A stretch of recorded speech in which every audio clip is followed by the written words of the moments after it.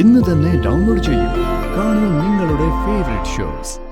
എന്നെ മോളെയും പോറ്റാനുള്ള പ്രാപ്തിയോടെ വന്ന് വിളിക്കുന്നേ. നീ പോവോടി. എന്റെ ജീവിതമാർഗമായ കടയും തകർത്ത് എന്നെ ജയിലിലാക്കിയ അവളുടെ അടുത്തേക്ക് നീ പോവോ? എടി പോവോന്ന്.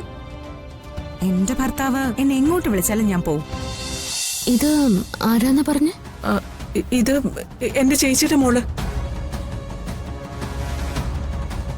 എന്താ ഞാൻ പറഞ്ഞത് മോൾക്ക് വിശ്വാസമായില്ലേ? അതല്ല, അമ്മയ്ക്ക് ഇങ്ങനെ ഒരു ചേച്ചി ഉള്ളതായിട്ട് എനിക്കറിയില്ലല്ലോ. അത് അകന്ന ബന്ധത്തിലുള്ള ഒരു ചേച്ചിയാ. അവരും മരിച്ചുപോയി.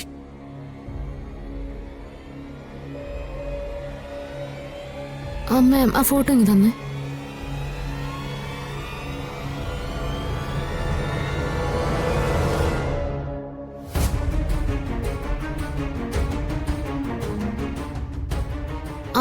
അമ്മയുടെ ചേച്ചി ക്രിസ്ത്യാനിയാണോ?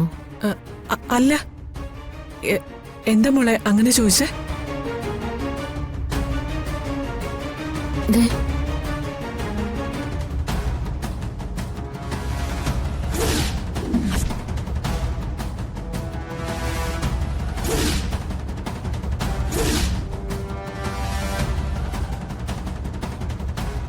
പിന്നെന്താ ഈ പെൺകുട്ടിയുടെ കഴുത്തിൽ ഒരു കുരിശുമാല?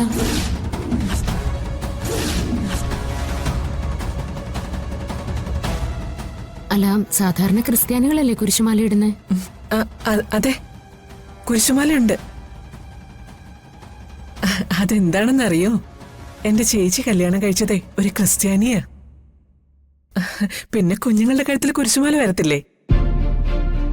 കല്യാണത്തിന് ശേഷം ചേച്ചിയും അങ്ങനെയാ ജീവിച്ചത്. അയ്യോ, എന്റെ മീൻകറി.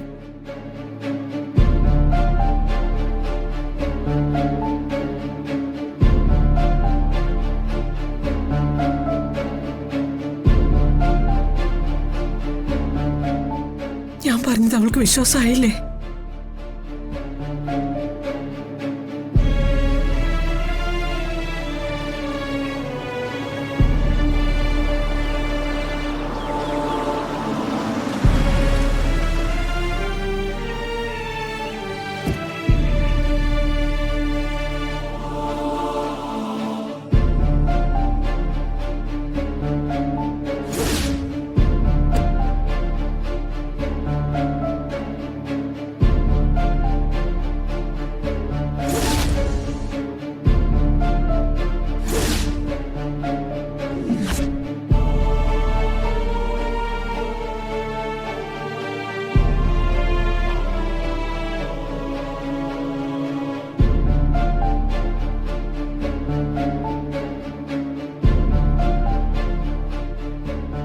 കാറൊക്കെ കിട്ടിയല്ലേ? പുതിയ മുതലാളിച്ച് തന്നതായിരിക്കും. അതെ, സാഹചര്യങ്ങൾക്കനുസരിച്ച് നമ്മൾ ജീവിക്കാൻ പഠിക്കണമല്ലോ. ഹോ, ജീവിക്കാൻ പഠിക്കുന്നേക്കെ ഓക്കെ, പക്ഷേ അത് ഇതുപോലെ നാണം കെട്ടാവരുത്. എത്ര നാണം കെട്ടാലും എനിക്കിപ്പോ അതൊരു പ്രശ്നമല്ല. ഇനിയെങ്കിലും ഞാൻ ജീവിക്കാൻ പഠിച്ചില്ലെങ്കിൽ നാളെ എന്റെ മോളും ഭാര്യ എന്നെ കുറ്റപ്പെടുത്തും. ആ ജന്മശത്രുവിന്റെ അടുത്ത് തന്നെ വേണം നിന്റെ ജീവിതം പഠിക്കാൻ പോകാൻ, അല്ലേ?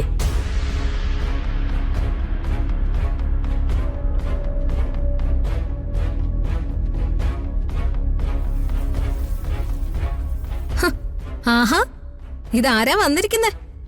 ജോലി കിട്ടിയിട്ട് ലീവിന് വന്നതായിരിക്കും അല്ലേ? പരിഹസിക്കണ്ട. എന്റെ നിലനിൽപ്പിനെ ഇപ്പോ എനിക്കിതാ ആവശ്യം. ഇങ്ങനെ നിലനിൽക്കുന്നതിനേക്കാൾ നല്ലതേ ആത്മഹത്യ തന്നെയായിരുന്നു. ദേ, ഈ വീട്ടിൽ ഇനിയും ജീവിച്ച ഞാൻ ആത്മഹത്യ ചെയ്യേണ്ടി വരും തോന്നിയതുകൊണ്ടാ ഞാനിവിടുന്ന് ഇറങ്ങിപ്പോയത്. നീ ഇത് പറയണോടാ? അവന്തികയെ കൊല്ലണോന്ന് മിനിറ്റിന് 100 വട്ടം പറഞ്ഞുകൊണ്ടിരുന്നവനാ നീ. നീ ഇപ്പൊ അവളുടെ കാലിൽ പോയി വീണിരിക്കുന്നു. ഇവിടെ നാണമില്ലടാ നിനക്ക് എങ്ങനെ ജീവിക്കാൻ? ദേ, ഞാനിപ്പോ ഇവിടെ വന്നത് നിങ്ങളോട് ആരോടും വഴക്കിടാൻ വേണ്ടിയല്ല. പിന്നെ എന്തിനാണാവോ? ഞങ്ങൾ സ്നേഹിക്കാൻ വന്നതായിരിക്കും. ഞാൻ ആതിര അമ്മുവിനെ കൊണ്ടുപോകാൻ വന്നതാ. എങ്ങോട്ട്? ഞാൻ താമസിക്കുന്നിടത്തേക്ക്. അവന്തികയുടെ ഗസ്റ്റ് ഹൗസിലേക്കോ? ഞാൻ എവിടെയാണോ അവിടെയാണ് എന്റെ ഭാര്യയും മകളും താമസിക്കേണ്ടത്.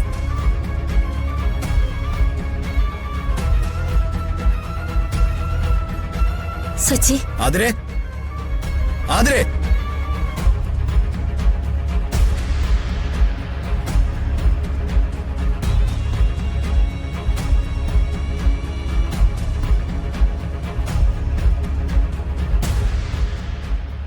എനിക്കേ നിന്നെ ഇവൻ നിന്നെ മോളെ വിളിച്ചോണ്ടോ വന്നിരിക്കുക.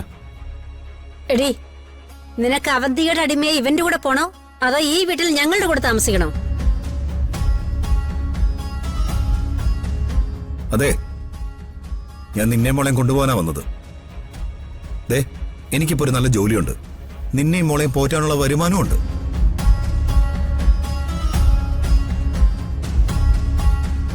നീ പോയി വേഗം റെഡിയായി വാ. പോകുന്ന വഴിക്ക് സ്കൂളിൽ നിന്ന് മോളെയും കൂട്ടാ. ഇതുപോലെ കാര്യപ്രാപ്തിയുള്ള ഒരു ഭർത്താവിനെയും നല്ലൊരു ജീവിതവും ഞാൻ ആഗ്രഹിച്ചത്. ആ ജീവിതം നിനക്ക് തരാൻ ഇപ്പൊ എനിക്ക് കഴിയും. അവന്തികയുടെ ദയ കൊണ്ട് കിട്ടുന്ന ഒന്നും ഇവിടെ ആർക്കും ആവശ്യമില്ല. ആ. ദേ, എന്റെ ഭാര്യയുടെയും മകളുടെയും കാര്യം നിങ്ങളല്ല തീരുമാനിക്കുന്നത്, ഞാനാ.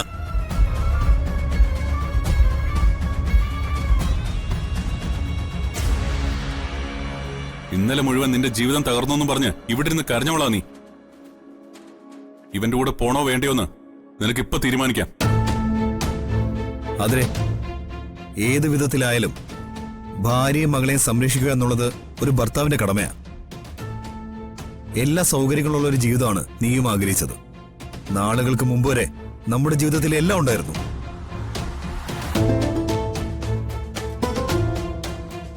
ദാ, വീണ്ടും ആ സൗകര്യങ്ങൾ നമ്മളിലേക്ക് തിരിച്ചു വന്നിരിക്കുക.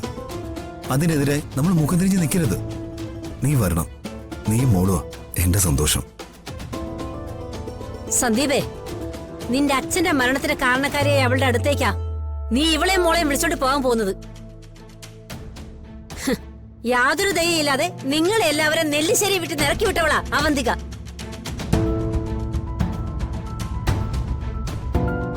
ആ അവളുടെ കാൽക്കീഴിലേക്കാ ഇവൻ നിന്നെ വിളിക്കുന്നത്. ഡേ, നിനക്ക് പോണോ? ഇനി നീ പോണെന്ന് വിചാരിച്ചാലും ഞാൻ അതിന് സമ്മതിക്കത്തില്ല. എന്റെ ഭർത്താവല്ലേ അമ്മയെ വിളിക്കുന്നത്. അപ്പൊ ഞാൻ പോവാതിരിക്കുന്ന എങ്ങനെയാ?